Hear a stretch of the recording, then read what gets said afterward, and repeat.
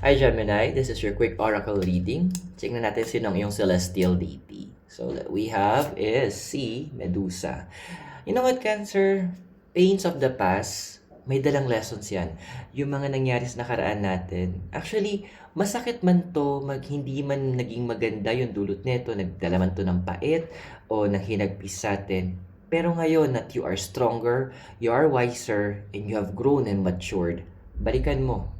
And this time, hanapin mo yung mga wisdom, yung life lessons na dala neto para sa'yo. And from there, use it to your advantage. Doon mo gamitin, ano ba yung mga dapat hindi mo ginawa, na dapat hindi mo sinabi, at mga dapat ginawa, dapat mo sinabi.